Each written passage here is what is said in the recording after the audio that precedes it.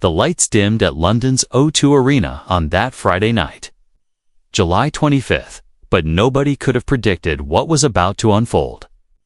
Alice Cooper, the godfather of shock rock himself, was midway through his electrifying set when something extraordinary happened. The crowd erupted into screams that pierced through the thunderous music. But this wasn't just another typical concert moment. This was the night that grief transformed into pure rock and roll magic, when two legends united to honor a fallen king. And when Johnny Depp stepped out of the shadows of his Hollywood controversies to remind the world who he truly is at his core. Just 3 days earlier, the music world had been shattered by devastating news. Ozzy Osbourne, the frontman for Black Sabbath and a pioneer of heavy metal music, had died at age 76. The Prince of Darkness, the man who had defined rebellion for generations, was gone.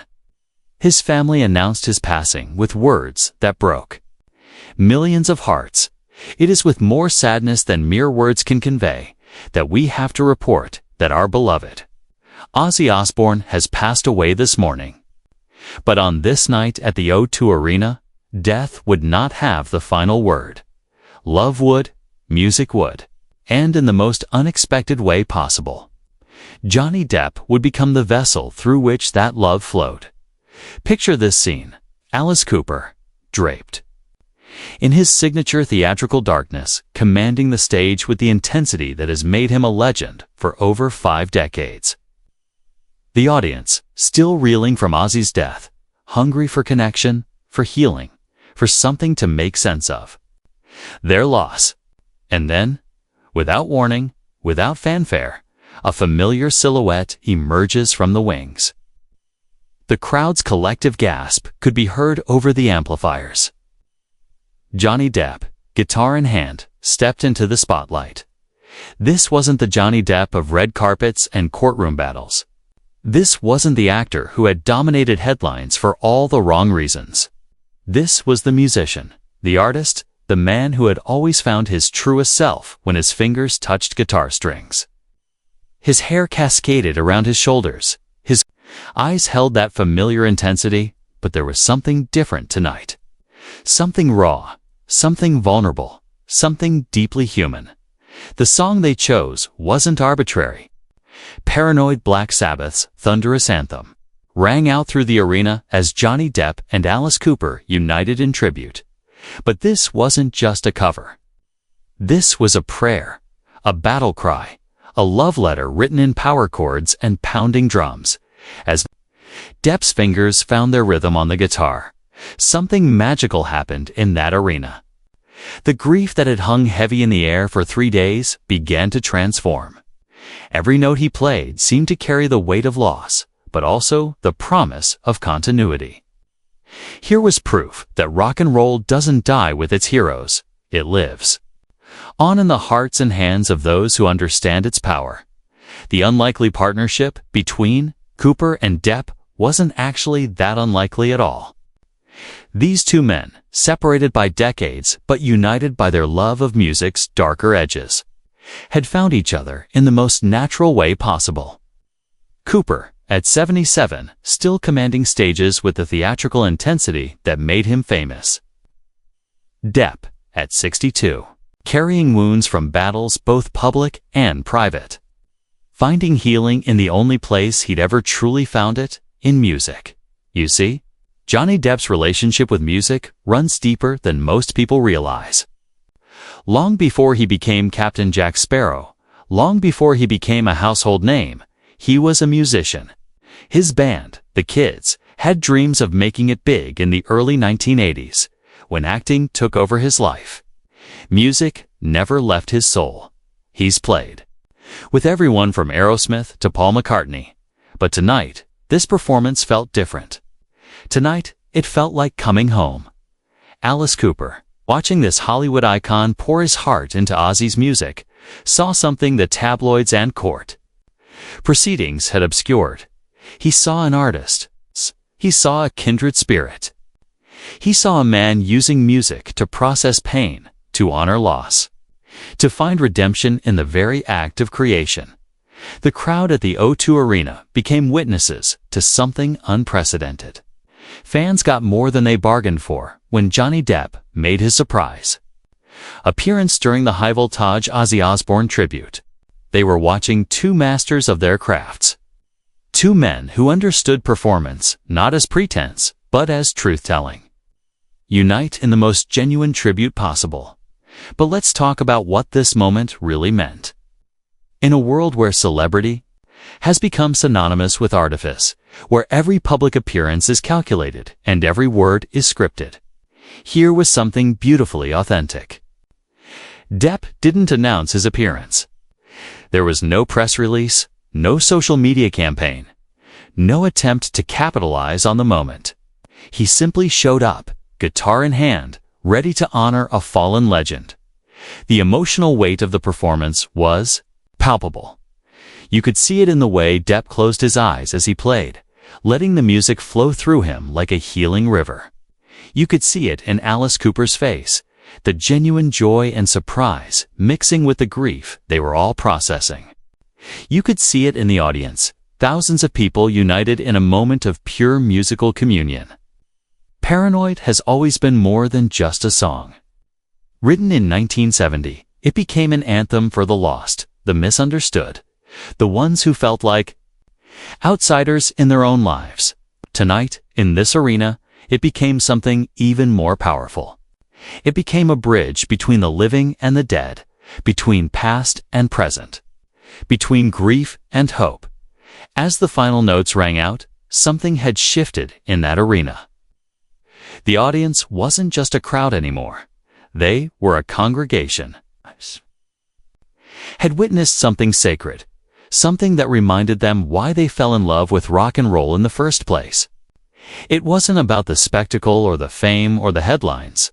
It was about connection. It was about honesty. It was about the power of music to heal wounds that words cannot touch. For Johnny Depp, this performance represented something profound. Here was a man who had been through the ringer of public opinion, who had seen his reputation dissected and debated in courtrooms and comment sections. But on this stage, none of that mattered. What mattered was his ability to honor a legend, to serve the music, to remind everyone present, including himself, of what really counts. Alice Cooper, a master of theatrical performance, recognized something in Depp that night. This wasn't acting.